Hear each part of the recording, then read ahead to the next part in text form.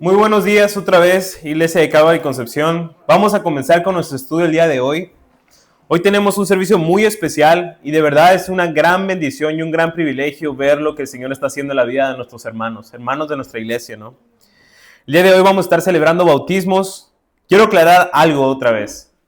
Para mí no es gravoso repetirles una y otra vez, y para ustedes es seguro, como decía el apóstol Pablo. El bautismo, hermanos, es una identificación pública, una demostración ante los hermanos, ante la sociedad, de que ahora nos identificamos con Jesús.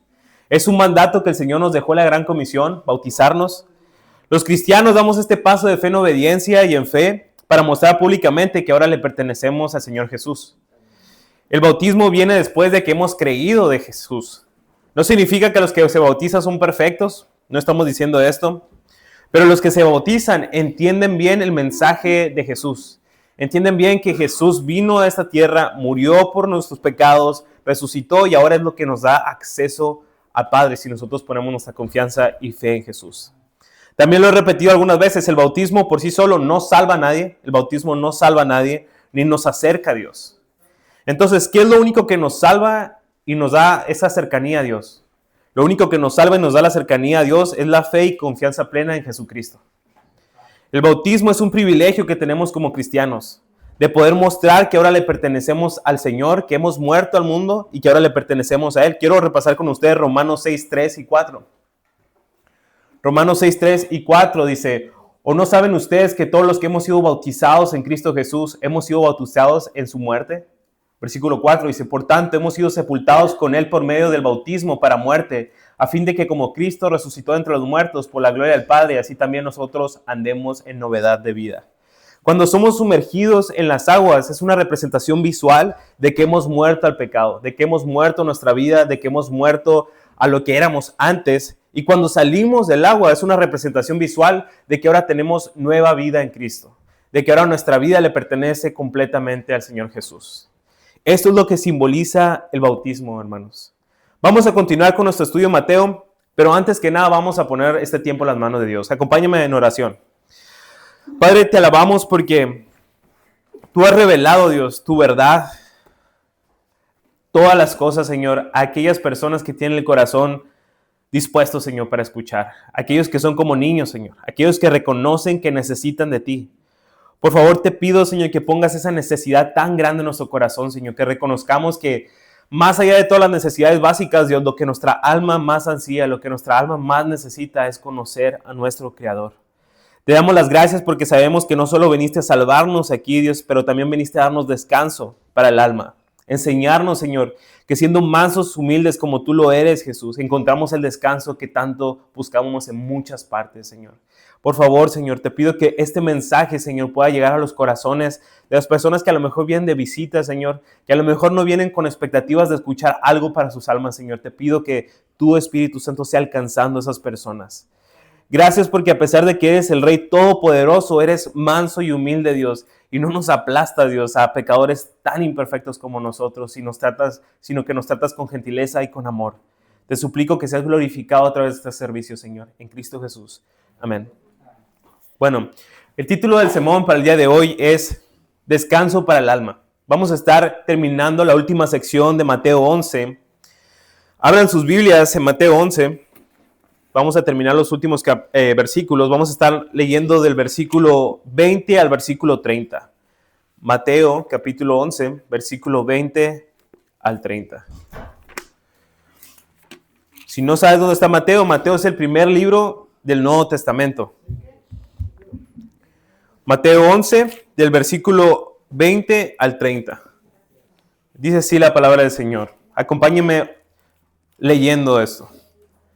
Dice: entonces Jesús comenzó a reprender a las ciudades en las que había hecho la mayoría de sus milagros, porque no se habían arrepentido. Ay de ti, Corazín, ay de ti, Betsaida, porque si los milagros que se hicieron en ustedes se hubieran hecho en Tiro y en Sidón, hace tiempo que se hubieran arrepentido en silicio y ceniza. Por eso les digo que en el día de juicio será más tolerable el castigo para Tiro y Sidón que para ustedes. Y tú, Capernaum, ¿acaso serás elevada hasta los cielos? Hasta el Hades descenderás, porque si los milagros que se hicieron en ti se hubieran hecho en Sodoma, esto hubiera permanecido hasta hoy. Sin embargo, les digo que en el día de juicio será más tolerable el castigo para la tierra de Sodoma que para ti. Versículo 25. En aquel tiempo Jesús dijo: Te alabo, Padre, Señor, de los cielos y de la tierra, porque ocultaste estas cosas a sabios e inteligentes y las revelaste a los niños. Sí, Padre, porque así fue de tu agrado. Todas las cosas me han sido entregadas por mi Padre, y nadie conoce al Hijo sino al Padre, ni nadie conoce al Padre sino al Hijo, y aquel a quien el Hijo se lo quiere revelar. Vengan a mí todos los que estén cansados y cargados, y yo los haré descansar. Tomen mi yugo sobre ustedes y aprendan de mí, que yo soy manso y humilde de corazón, y hallarán descanso para sus almas, porque mi yugo es fácil y mi carga ligera. Si recordamos los versículos anteriores, estábamos estudiando acerca de la vida y el ministerio de Juan el Bautista. ¿Recuerdan esto? Juan el Bautista está en prisión por haberse puesto firme en la verdad. Después de esto, los discípulos de Juan el Bautista van a visitar la prisión y le están contando todos los milagros, todas las enseñanzas que Jesús está haciendo, que el Mesías está haciendo. Es entonces cuando Juan el Bautista envía a sus discípulos. Envía a preguntar a Jesús directamente: ¿eres tú aquel que ha de venir o estamos esperando otro Mesías? Estamos esperando otro Salvador. Jesús le responde a Juan el Bautista recordándole la Escritura. Mateo 11, versículo 4 al 6 dice: Vayan y cuenten a Juan lo que oyen y ven. Los ciegos reciben la vista, los cojos andan, los leprosos quedan limpios, los sordos oyen, los muertos son resucitados y a los pobres se les anuncia el Evangelio. Y bienaventurado es aquel que no se escandaliza de mí. Después de esto, Jesús comienza a hablar a las multitudes acerca de Juan el Bautista y compara a aquella generación como niños caprichosos, niños porfiados, porque nada les tincaba, nada les parecía. Si Juan el Bautista comía chapulines, comía modestamente, se vestía con ropa de pelo de camello, ellos decían que Juan el Bautista tenía demonios. Si por otro lado llegaba Jesús, que convivía con pecadores, que comía con publicanos, decía que Jesús era un comilón y un borracho. Al final Jesús cierra esta sección diciendo: pero la sabiduría es justificada por todos sus hijos. En pocas palabras, la sabiduría de cada persona es justificada por los frutos que da en su vida. Y es justo en este punto donde nos encontramos. Ahora, ¿qué está pasando en esta sección? Aquella generación que era apática, que había rechazado el mensaje del reino, se rehusaban a prestar oído, se rehusaban a prestar su corazón a escuchar el mensaje de Jesús. Y ya vimos que no le importaba si era Juan, que era modesto en su manera de vestir, en su manera de comer, o si era Jesús, que se relacionaba con las personas. Ellos simplemente rechazaban el mensaje. Entonces vemos que en realidad el mensaje no estaba mal, el mensajero no estaba mal, las personas eran las que estaban mal en su corazón. Su corazón estaba cerrado, su corazón no quería escuchar el mensaje. El corazón de las personas estaba endurecido. Ellas realmente no querían arrepentirse, no sentían la necesidad de arrepentirse, no sentían la necesidad de seguir a Jesús. Pero vemos esa generación en el pasado, pero ¿acaso no hay muchas personas en nuestro tiempo que piensan de la misma manera? ¿Acaso no hay muchas personas en nuestro tiempo que creen que no es necesario en el siglo XXI, el pleno 2026, venir a la iglesia y escuchar la palabra de Dios? Y es ese mismo corazón endurecido, ese mismo corazón que no está dispuesto a reconocer que tienen una necesidad grande por el Señor, a cual está hablando Jesús en esta sección. Es por eso que Jesús está reprendiendo a aquellos que vieron los milagros, escucharon sus enseñanzas, les pareció, les simpatizó, pero no se arrepintieron. En este pasaje, Jesús se refiere específicamente a 3 ciudades. Sin embargo, este mensaje aplica para todas las personas que han experimentado la gracia, han visto los milagros del Señor, conocen la palabra y aún así deciden rechazar el mensaje de salvación. Vamos a leer otra vez el versículo 20. Entonces Jesús comenzó a reprender a las ciudades en las que había hecho la mayoría de sus milagros, porque no se habían arrepentido. En este primer verso vemos cómo el Señor Jesús está cambiando el enfoque de su enseñanza. Pasa de enseñar acerca del ministerio, la vida de Juan el Bautista, a enfocarse en las ciudades de Galilea en la cual había predicado, había hecho milagros, había demostrado su amor por las personas, y comienza a reprenderles, a llamarle la atención seriamente a las ciudades donde había hecho estos milagros, porque ellos no se habían arrepentido. Y el mensaje de Jesús y de Juan el Bautista era el mismo: arrepiéntanse porque el reino de los cielos se ha acercado. El arrepentimiento que Jesús está buscando, hermanos, que estaba buscando en ese tiempo, pero que también está buscando en nuestro tiempo, no es un arrepentimiento donde nos sintamos mal, donde tengamos lástima por nosotros mismos, donde sintamos ganas de llorar, sentirnos culpables. El arrepentimiento al que Jesús se refiere es a un cambio de dirección, cambio de corazón y cambio de mente. Es decir, si toda mi vida viví de esta manera, me arrepiento y ahora le entrego mi vida a Jesús y voy a dirección contraria. Las personas de esta ciudad habían experimentado el amor del Mesías, habían experimentado la luz, la compasión, la preocupación que él tenía por ellos. Pero a pesar de todo esto, decidieron permanecer de la misma manera.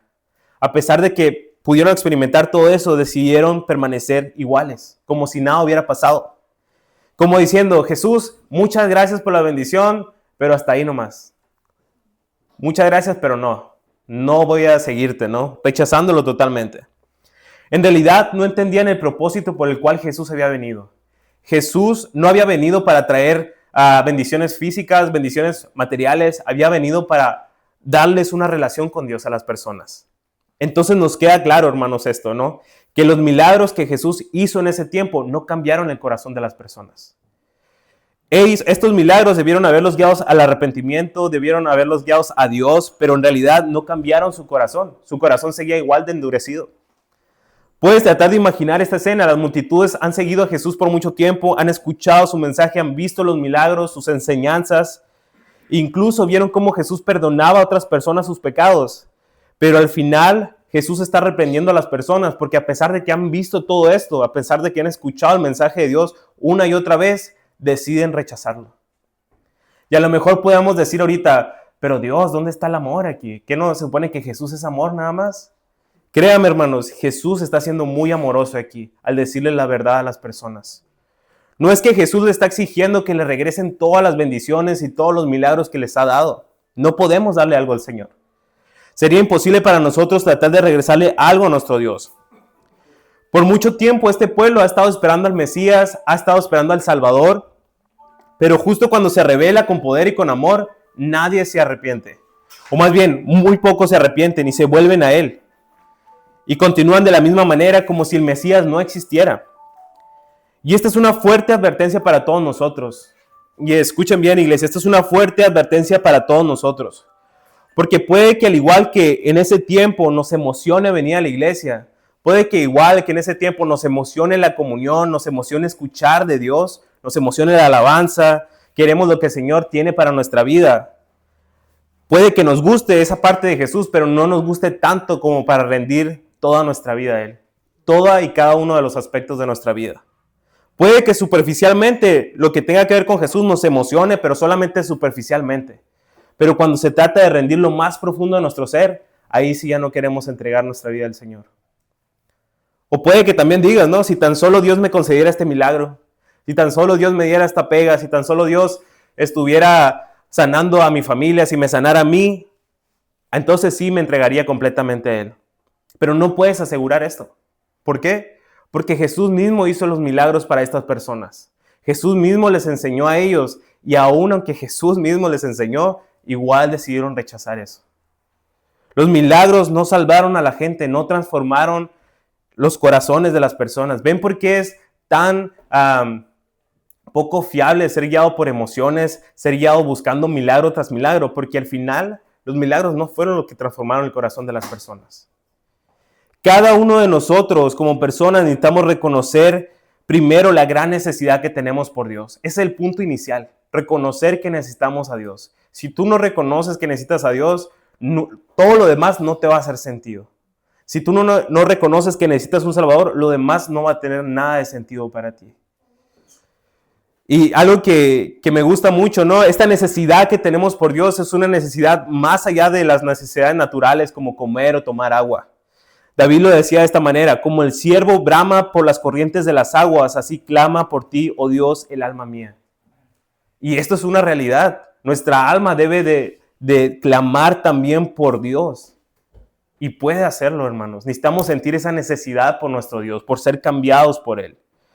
Noten esto, iglesia. Por mucho tiempo Jesús ha estado haciendo milagro tras milagro, ha sanado enfermos, limpiado leprosos y resucitado muertos. Lo más lógico que pudiéramos pensar es que para este punto la mayoría de ellos ya hubieran estado transformados, 100% discípulos de Jesús, con una palomita detrás del carro, todo eso, ¿no? Pero ¿qué creen? No, la realidad es que no. Muchos de ellos rechazaban a Jesús aún viendo todos esos milagros. Bueno, ahora en nuestro caso también, todos hemos experimentado la gracia y la fidelidad de Dios, la misericordia de Dios, hemos experimentado milagros, hemos conocido el mensaje de Dios. El hecho de que estemos el día de hoy aquí escuchando su palabra es parte de su misericordia. lo más lógico para nosotros también, ¿qué sería? Aceptar a Jesús 100%, correr hacia Él y aceptarlo como nuestro Salvador. Ahora, a continuación, Jesús se va a referir a 3 pueblos de Galilea específicamente, donde Él había mostrado sus milagros y bondades. Versículo 21 y 22 dice: Ay de ti, Corazín, ay de ti, Betsaida, porque si los milagros que se hicieron en ustedes se hubieran hecho en Tiro y en Sidón, hace tiempo que se hubieran arrepentido en silicio y ceniza. Por eso les digo que en el día de juicio será más tolerable el castigo para Tiro y Sidón que para ustedes. Algo curioso en todo esto es que estas 2 ciudades nunca se mencionan en el Evangelio de Mateo, más que en esta ocasión. Sin embargo, sabemos que gran parte del ministerio de Jesús fue ayudar la región de Galilea, donde estaban estas ciudades. Según la arqueología, estas 2 ciudades eran ciudades muy grandes, eran ciudades considerables. En Betsaida es la ciudad original de Pedro y Andrés, los apóstoles de Jesús. ¿Y qué es lo que estamos viendo aquí, iglesia? Vemos la manera profética y de juicio en la que Jesús se refiere a estas ciudades. Él está usando ayes. En el Antiguo Testamento, cuando los profetas usaban ayes, era para referirse a una ciudad que estaba fuera de los planes de Dios, que era contraria a todo lo que tuviera que ver con Dios. Y lo que significaba el ay expresaba advertencia, expresaba desastre, expresaba calamidad. Y esto es lo que está diciendo Dios de estas ciudades a las cuales han visto muchos de sus milagros.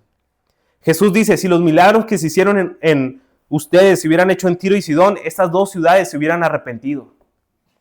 Ciudades que los judíos consideraban como apartadas de Dios, consideraban que esas ciudades nunca Dios las iba a tocar, pero vemos que Dios está diciendo, si estos mismos milagros que se han hecho en sus ciudades se hubieran hecho en Tiro y en Sidón, ellos se hubieran arrepentido. Solo para que tengamos contexto, Tiro y Sidón eran ciudades idólatras. Ellos adoraban a Baal, a Astarot, ellos sacrificaban muchas veces a vidas humanas para adorar a sus dioses. Vean lo que está diciendo Jesús. Pero incluso si en estas ciudades se hubieran hecho los milagros que hice en ustedes, ellas se hubieran arrepentido. Y solamente nos hace pensar esto, ¿no? De que muchas ciudades presenciaron milagros, pero no se arrepintieron, y otras que no experimentaron se hubieran arrepentido al ver todo lo que el Señor estaba haciendo. Y sí sabes que el Señor no es como nosotros, ¿no? Cuando el Señor Jesús habla, Él no exagera sus palabras. Él lo está diciendo de verdad. Es loco, ¿no? Que las ciudades que ellos consideraban más alejadas de Dios, ciudades que ellos consideraban que Dios nunca iba a tocar esas ciudades, son las ciudades que hubieran sido más conscientes de que algo estaba pasando y de la necesidad que tenían por arrepentirse.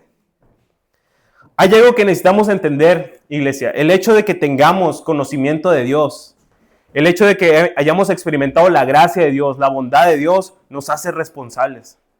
Así tú no quieras, el hecho de que hayas escuchado la palabra de Dios alguna vez en tu vida, el hecho de que hayas experimentado su gracia, una oración contestada, bendiciones de Dios, te hace responsable. Y al que más conocimiento se le ha dado, más se le demandará. Lucas 12:48 dice, a todo el que se le haya dado mucho, mucho se demandará de él, y al que mucho le han confiado, más se le exigirá. En el caso de estas 2 ciudades se le había confiado todo, prácticamente. El Mesías vivía entre ellos, demostraba sus milagros, les enseñaba, y ellos aún así decidieron negarlo. Y quiero que sepas que si eres parte de la iglesia o vienes de visita, el conocer acerca de la palabra de Dios es un privilegio y es una bendición, pero también debes de saber que implica una gran responsabilidad. El hecho de escuchar la palabra de Dios, el hecho de escuchar que el Señor Jesús quiere tener una relación contigo, implica una gran responsabilidad de parte de ustedes. Porque esa decisión entre aceptar la relación con Jesús o rechazarla depende únicamente de ustedes. Y no podemos simplemente hacer caso omiso a eso. A todo el que se le haya dado mucho, mucho se le demandará de él. Y Dios nos va a pedir cuentas de todo lo que nos bendijo en esta tierra. De cuántas veces escuchamos el evangelio, de cuántas veces nos predicaron en la calle, de cuántas bendiciones recibimos. Y nosotros vamos a tener que dar cuentas de eso. ¿Cómo respondimos a las bendiciones de Dios? ¿Cómo respondimos cada vez que nos predicaban en la iglesia, en las calles?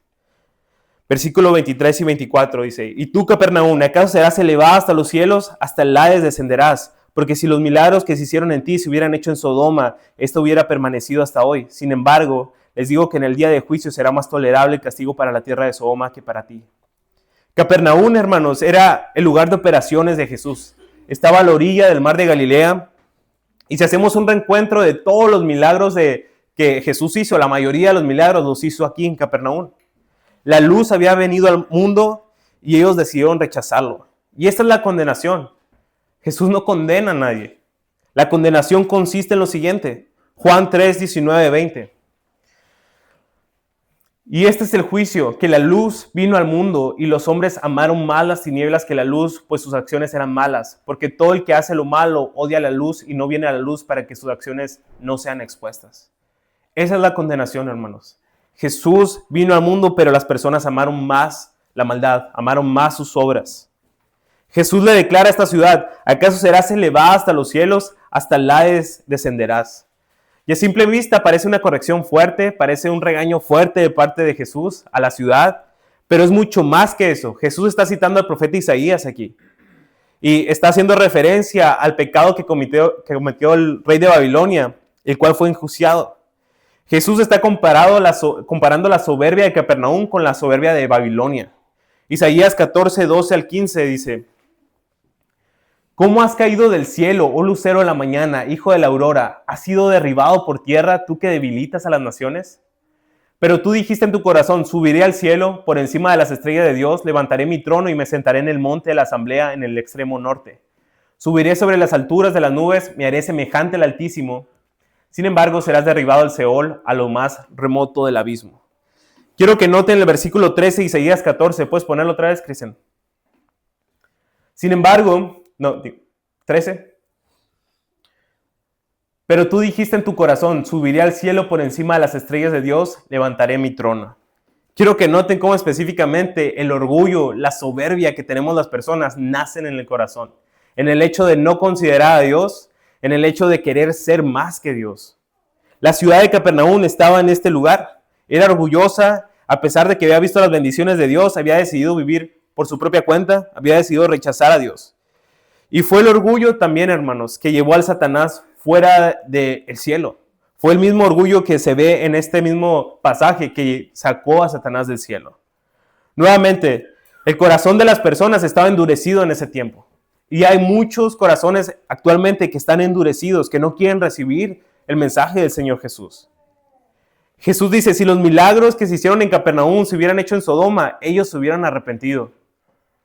Nosotros estuvimos estudiando algunos miércoles atrás acerca de la historia de Lot y Sodoma. Cómo se comportaba este pueblo, cómo era orgulloso, cómo era soberbio, idólatra, inmoral. Incluso en nuestros tiempos, ¿no? Sodoma sigue siendo una referencia de una nación perversa. Jesús le dice: el castigo será más tolerable para las personas de Sodoma que para las personas de Capernaum.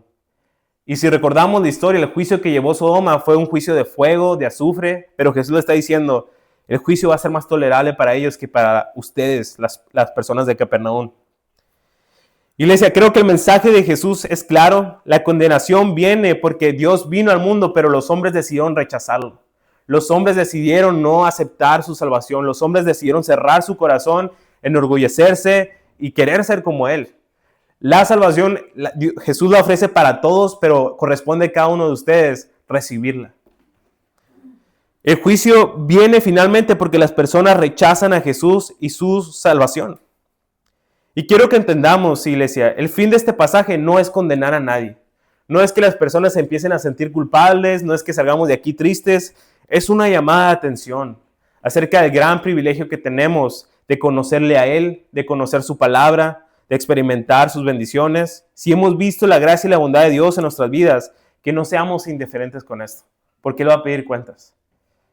Vamos a pasar a la segunda sección, versículo 25. En aquel tiempo Jesús dijo: te alabo, Padre, Señor del cielo y de la tierra, porque ocultaste estas cosas a sabios e inteligentes y lo revelaste a los niños. Ahora, Jesús está dirigiendo a aquellas personas que han aceptado la revelación de Él, que han aceptado el mensaje de Él como Mesías. Sé que también hay muchos en la iglesia que caminan con el Señor, que tienen este discipulado con Él. La invitación que ahora Jesús nos está haciendo en este pasaje, hermanos, es para todas las personas, para los discípulos de Jesús, pero también para aquellos que quieren ser discípulos. Es una invitación a conocer la verdad, a experimentar sus bendiciones, a experimentar su gracia, su descanso que solamente Él da. Quiero que leamos Lucas 10:21. Es el pasaje en paralelo de este versículo. Lucas 10:21 dice: en aquella misma hora Jesús se regocijó mucho en el Espíritu Santo y dijo: te alabo, Padre, Señor del cielo y de la tierra, porque ocultaste estas cosas a sabios y a inteligentes y le revelaste a niños. Sí, Padre, porque así fue tu agrado. Y este pasaje es hermoso, hermanos, porque podemos ver la Trinidad, cómo ocurre la relación de la Trinidad. Podemos ver al Hijo, al Espíritu Santo, al Padre. Y de hecho puede que a nosotros no nos parezca extraño esto, porque nos relacionamos con Dios muchas veces como Padre. Pero lo que está haciendo Jesús aquí es sin precedentes. Era normal que las personas judías se relacionaran a Dios o oraran a Dios como Padre, pero no de una manera tan personal y tan específica como el Señor Jesús lo está haciendo aquí. Él se está refiriendo como su Padre, y a los oídos de muchas personas esto hubiera sido como algo muy loco decir esto. Nadie se atrevía a relacionarse así con Dios. Y tal vez podamos preguntarnos, ¿cómo es que el Señor Jesús cambió de ánimo tan rápido, no? ¿Cómo pasó de reprender a las personas a ahora estar alabando al Señor? Bueno, lo más probable es que haya pasado varios sucesos entre el versículo 24 y el versículo 25. Ahora, ¿de qué exactamente se está regocijando Jesús aquí? ¿Qué es lo que le causa ese gozo a Jesús? Se regocija de la manera en que Dios decide revelarse a las personas y ocultarse a otras. Quiero que piensen esto y mediten en esto. Te alabo, Padre, Señor del cielo y de la tierra, porque ocultaste estas cosas a sabios e inteligentes y las revelaste a los niños. Jesús está alabando porque ha ocultado estas cosas a los que son sabios e inteligentes. A lo mejor muchos, si son como yo, en este punto decimos, ya me salvé. De sabio no tengo nada y de inteligente tampoco. Pero no se está refiriendo a intelecto Jesús. Tiene que ver con la manera en que nosotros tomamos las cosas. Tiene que ver en nuestra disposición espiritual para recibir su mensaje. Jesús se está refiriendo a los sabios e inteligentes, a aquellas personas que son autosuficientes, a las personas que son soberbias, orgullosas, que creen que no necesitan nada de Dios. Aquellos que son orgullosos, que creen ser algo conforme al mundo. Y lo sé porque yo estuve ahí. Yo mucho tiempo pensé que los cristianos eran personas tontas, pero Jesús se está refiriendo a las personas que creen ser algo como sabios e inteligentes, pero al mismo tiempo como las personas que no van a recibir revelación de Él. Hay soberbios que no quieren recibir la revelación. No importa cuántas veces le prediques a esa persona va a estar cerrada. Y debemos orar para que el Señor haga un milagro en sus vidas.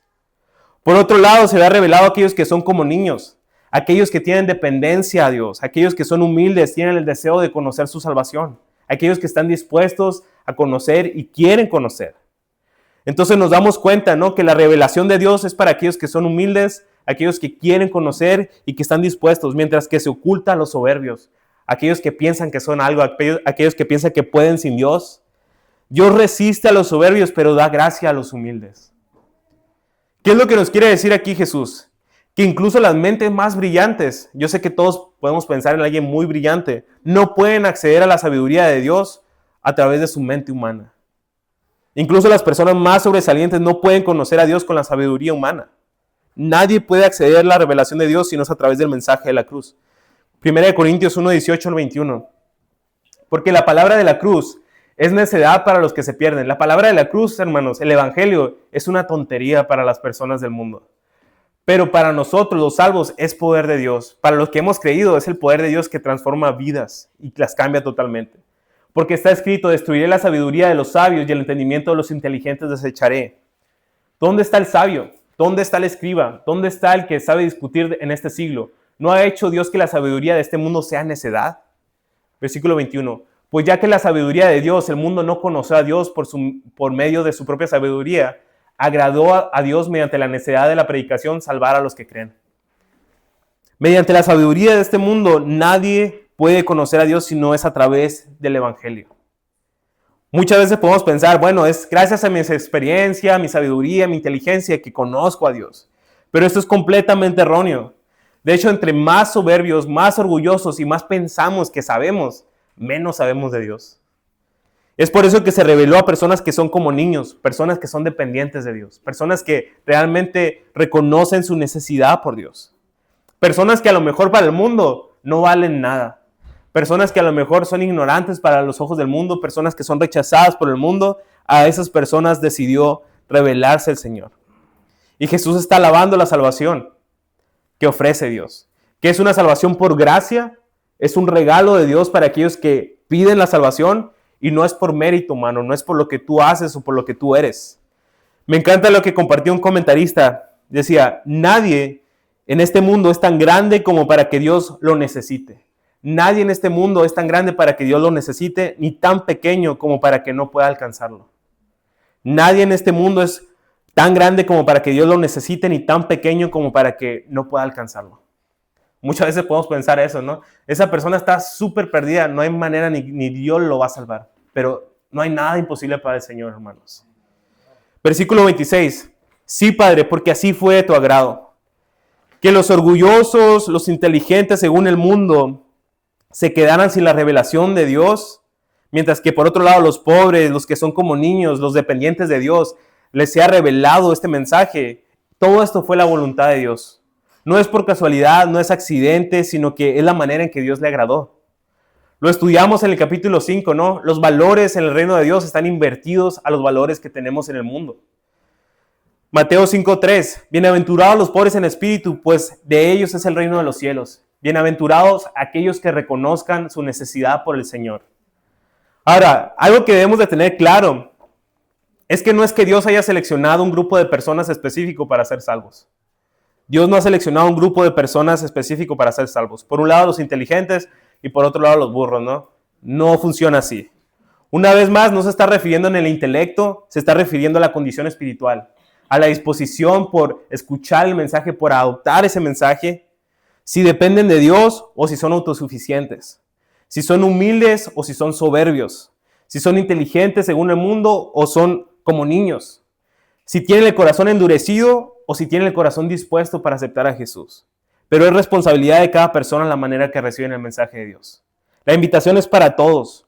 No se trata de que Dios haya seleccionado un grupo especial. Dios está invitando a todos a que vengan al arrepentimiento y le conozcan. Quiero que veamos una imagen gráfica de esto. En Lucas 7:36, quiero que leamos el pasaje. Uno de los fariseos pidió a Jesús que comiera con él y entrando él en la casa del fariseo se sentó a la mesa.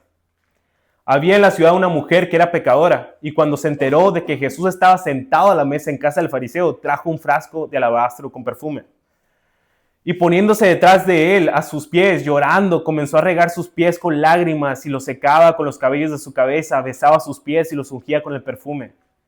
Pero al ver esto, el fariseo que lo había invitado dijo para sí, si este fuera un profeta, sabría quién y qué clase de mujer es la que lo está tocando para que es pecadora. En este pasaje vemos dos contrastes, ¿no? Y son muy claros. Por un lado tenemos a este fariseo que representa al soberbio, aquel que cree ser justo por sus propias obras, aquel que se eleva por sobre los demás. Y vemos que es sabio según el mundo, no reconoce su necesidad por Jesús, aun aunque tiene Jesús enfrente de él. Y por otro lado tenemos a la mujer que se sabe que es pecadora, sabe que ha fallado, sabe que ha vivido una vida que no agrada a Dios, y aún en su condición reconoce su necesidad por Dios y está llorando, está a sus pies. Vemos a esta mujer con humildad y con ese corazón de dependencia a Dios, quebrantada completamente. Y esta es una verdad, Jesús vino a rescatar al pecador, pero este rescate es recibido para aquellos que quieren. Y nos toca a nosotros responder a ese mensaje que Él está dando constantemente a nuestro corazón. Lucas 7:44, vamos a terminar la historia. Y volviéndose hacia la mujer, le dijo a Simón, ¿ves esta mujer? Yo entré a tu casa y no me diste agua para mis pies, pero ella ha regado mis pies con sus lágrimas y los ha secado con sus cabellos. No me diste beso, pero ella desde que entré no ha cesado de besar mis pies. No ungiste mi cabeza con aceite, pero ella ungió mis pies con perfume. Por lo cual te digo que sus pecados, que son muchos, han sido perdonados, porque amó mucho, pero a quien poco se le perdona, poco ama. Y podemos ver la diferencia tan grande en la manera que reaccionó el fariseo, en la manera que reacciona esta mujer, a pesar de que la mujer era conocida por toda la sociedad como pecadora. Pero vemos ese corazón que tuvo la mujer para acercarse a Dios. Y solamente para que sepamos todo esto, el fariseo también era pecador y también necesitaba que el Señor lo salvara. Solamente que él no reconocía su necesidad espiritual, su pobreza espiritual. Versículo 27 de Mateo 11. Todas las cosas me han sido entregadas por mi Padre, y nadie conoce al Hijo sino al Padre, ni nadie conoce al Padre sino el Hijo y aquel a quien el Hijo se lo quiere revelar. Lo primero que vemos en este pasaje es la intimidad que existe entre Jesús y el Padre. Jesús está diciendo que nadie conoce tan profundamente al Padre como Él, y nadie lo conoce a Él como al Padre. Jesús se está revelando en otra categoría fuera de toda la creación. y está declarando su deidad y su unidad con el Padre. Y esto es hermoso, ¿no? Porque nadie podría decir que conoce al Padre como Jesús lo conoce. Y dice que nadie lo puede conocer al menos de que Él se lo revele. Y obviamente todas las personas aquí podemos tener un concepto de quién es Dios. Todos podemos tratar de describir a Dios. Bueno, Dios es una figura de la cual tenemos fe, todos tenemos definiciones, pero la manera en que Jesús nos está diciendo que conoce a Dios es una manera plena y perfecta. También Jesús nos está diciendo que nadie puede conocer al Padre al menos que Él lo quiera revelar. En pocas palabras, Jesús nos está diciendo que la única manera que nosotros podemos conocer a Dios es a través de Jesús. Juan 14:6 dice, yo soy el camino, la verdad y la vida. Nadie viene al Padre sino por mí. Es a través de nuestra fe en Jesús que nosotros podemos recibir el conocimiento de Dios. Y esto es una bendición. Cuando ponemos nuestra fe en Jesús, recibimos también el conocimiento de quién es Dios. En pocas palabras, otra vez, la única manera de conocer a Dios es a través de Jesús. Ahora, tal vez puedas preguntarte, ¿y qué pasa si el Señor no quiere revelarme al Padre? ¿Podría pasar esto? ¿Qué pasa si el Señor no quiere revelarme al Padre? En realidad no. Jesús es quien revela al Padre a aquellos que desean. Pero otra vez, se trata de tener la disposición y ser con ese corazón como niños. Juan 6:37. Todo lo que el Padre me da vendrá a mí, y al que viene a mí de ningún modo lo echaré fuera. Al que viene a mí de ningún modo lo echaré fuera. Otra vez, la soberanía de Dios no se contrapone con la responsabilidad humana.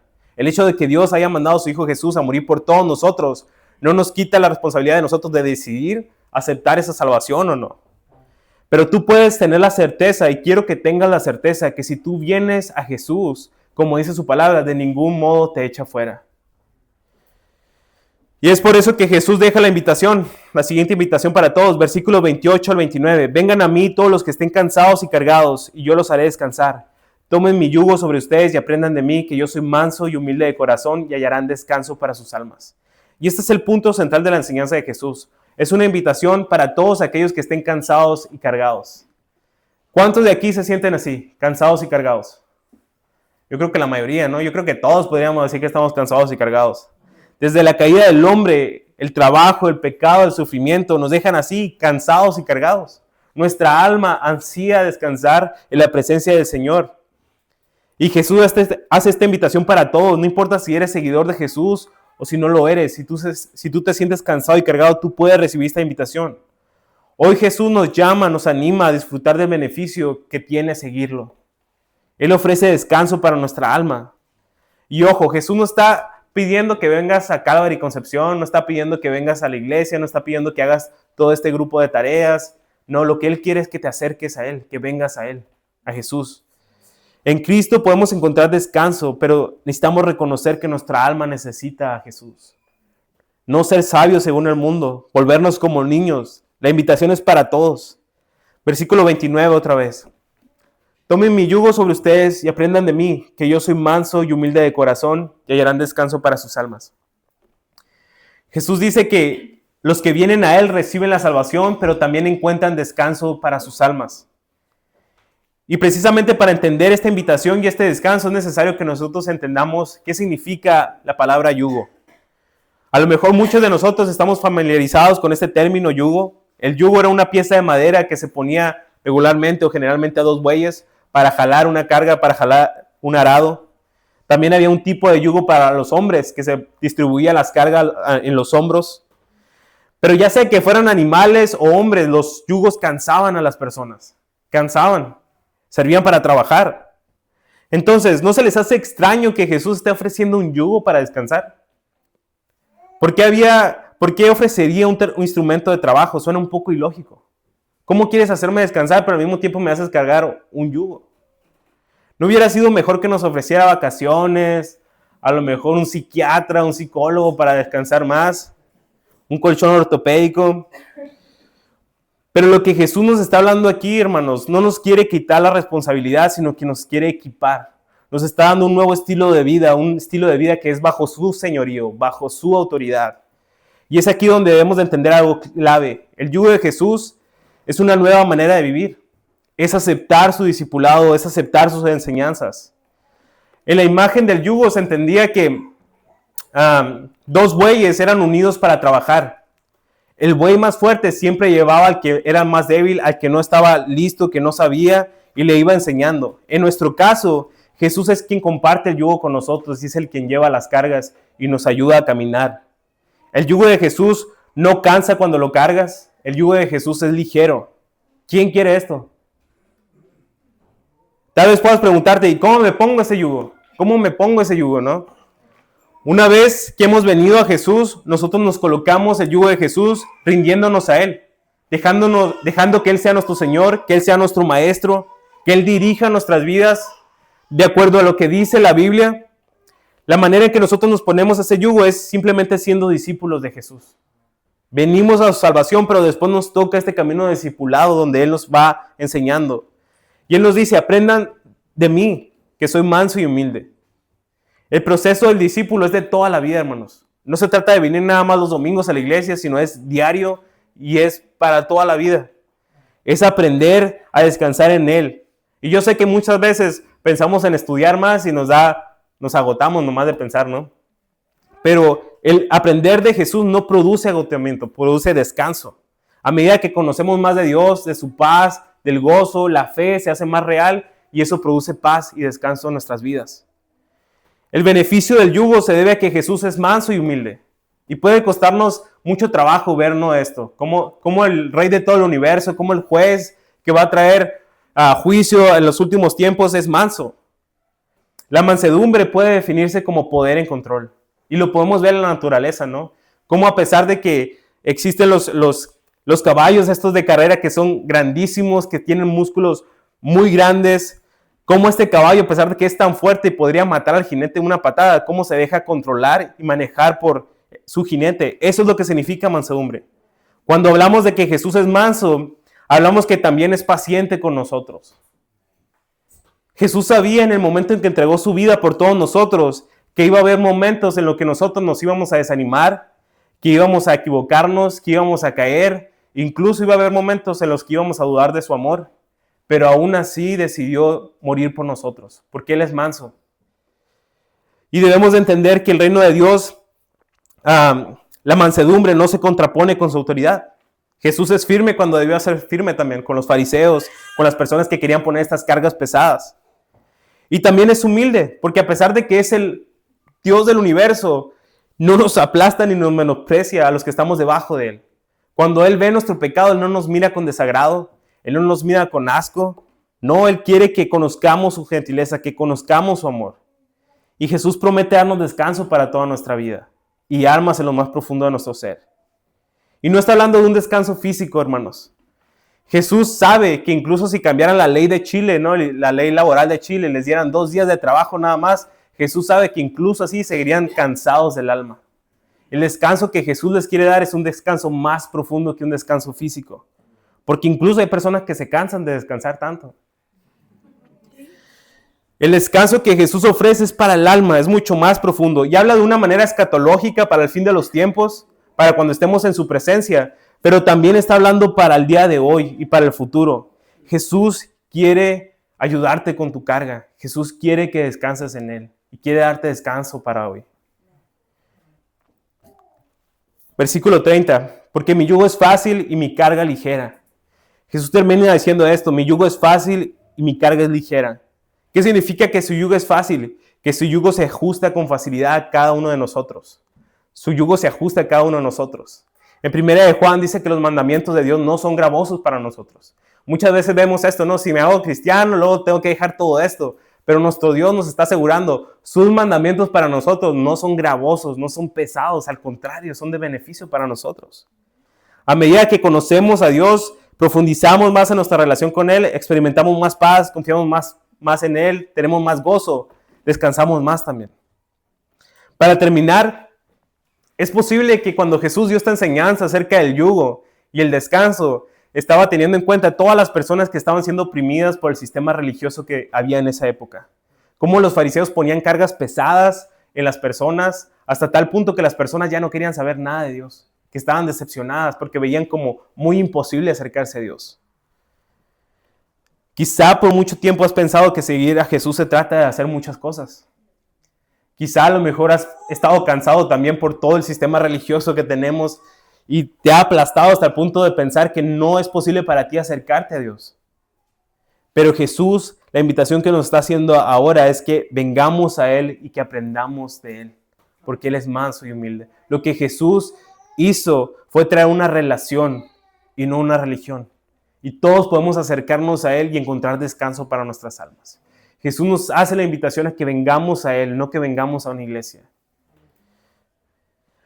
Si tú quieres recibir la salvación que Dios ofrece, solo necesitas reconocer que lo necesitas a Él. Y como decía el versículo, a nadie que venga a Él lo echa fuera y podemos confiar en eso. Oramos para terminar.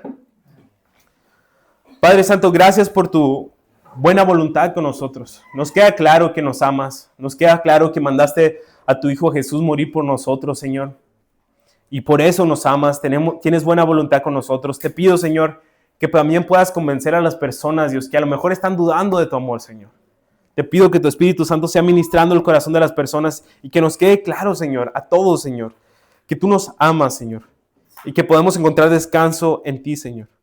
Te pido, si hay una persona aquí, Señor, que a lo mejor ha estado cargando un peso, Dios, que humanamente no puede llevar, Señor, que ella pueda entender que tú quieres que venga a ti, que aprenda de ti y que aprenda a ser manso y humilde como tú, Señor, para el descanso de su alma, Señor. Gracias por lo bueno que eres, Señor.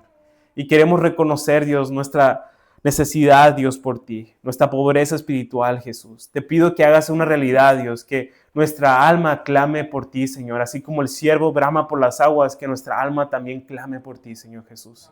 Te pido que bendigas la congregación y que bendigas los bautismos ahorita, Señor. En Cristo Jesús, amén.